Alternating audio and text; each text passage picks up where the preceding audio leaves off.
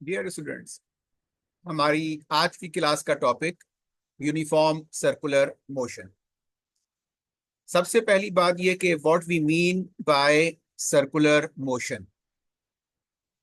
तो circular motion किसी भी ऑब्जेक्ट, किसी भी पार्टिकल की वो मोशन है जिसमें वो ऑब्जेक्ट सर्कुलर ट्रैक पर मूव कर रहा हो। अगर कोई ऑब्जेक्ट सर्कुलर ट्रैक पे मूव कर रहा है तो उसकी मोशन को हम सर्कुलर मोशन कहेंगे। और अगर वो ऑब्जेक्ट जो है वो यूनिफॉर्म स्पीड के साथ मूव कर रहा है, या वो ऑब्जेक्ट जो है वो यूनिफॉर्म एंगुलर वेलोसिटी के साथ मूव कर रहा है, तो ऐसी सर्कुलर मोशन को हम यूनिफॉर्म सर्कुलर मोशन कह देंगे। ठीक है। So when an object moves in a circular path such that the magnitude of velocity is constant, then the motion is called uniform circular motion. अब एंगुलर मोशन क्या होती है? When a body moves along a circular path, it subtends a certain angle in a given interval of time. This type of motion is called angular motion.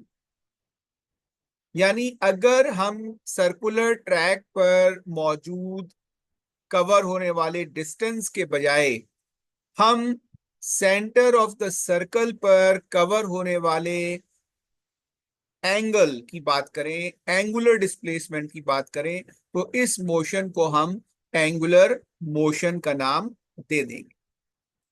अब ये जो angle cover होगा centre of the circle पर किसी भी दो particular point के दरमियान जो कि सर्कुलर ट्रैक पर मौजूद हैं, तो वो डिस्टेंस या वो एंगल एंगुलर डिस्प्लेसमेंट कहलाएगा।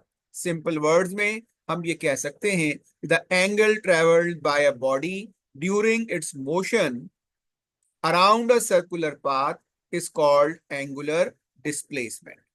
अब यहां पर हमने एक डायग्राम शो की है, और इस डायग्राम में ये बात क्लियर नजर आ रही है कि एक पार्टिकल जो है वो P1 से ट्रेवल हो रहा है सर्कुलर, ये सरकमफ्रेंस ऑफ द सर्कल पर, और वो P2 तक पहुंच रहा है। P1 से P2 तक पहुंचने में सरकमफ्रेंस में जो डिस्टेंस कवर हो रहा है, ये डिस्टेंस लीनियर डिस्टेंस कहलाएगा, यानी इसको हम S कह देंगे। ये मीटर्स में होगा। लेकिन सेंटर ऑफ द सर्कल से एक एंगल कवर हो रहा है P1 से P2 के दरमियान, तो ये जो एंगल है, this angle is called angular displacement theta. तो ये जो एंगुलर डिस्प्लेसमेंट थीटा है, ये डिग्रीज में मेजर हो सकता है, लेकिन डिग्री जो है वो SI यूनिट नहीं है। SI यूनिट जो है वो रेडियन है एंगुलर डिस्प्लेसमेंट की, जिसको हम आगे डिस्कस करेंगे।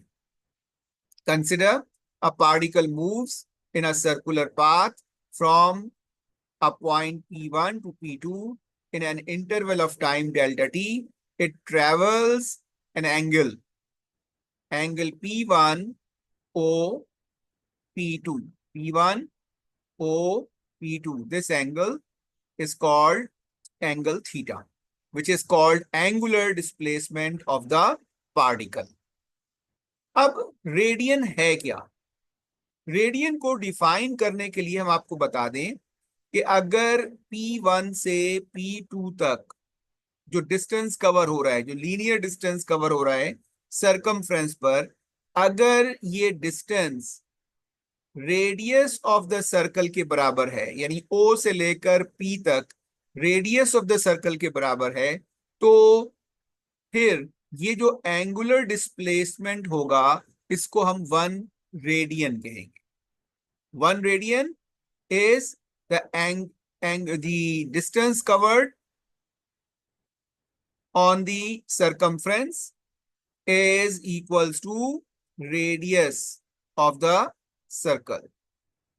ठीक है। अगर ऐसा हो जाए तो ये जो एंगुलर डिस्प्लेसमेंट है इसको हम रेडियन कहेंगे।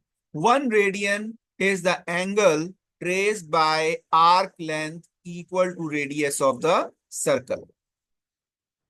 ठीक है। सो the length of the circular track, the length of the circular track of radius r is 2 pi r.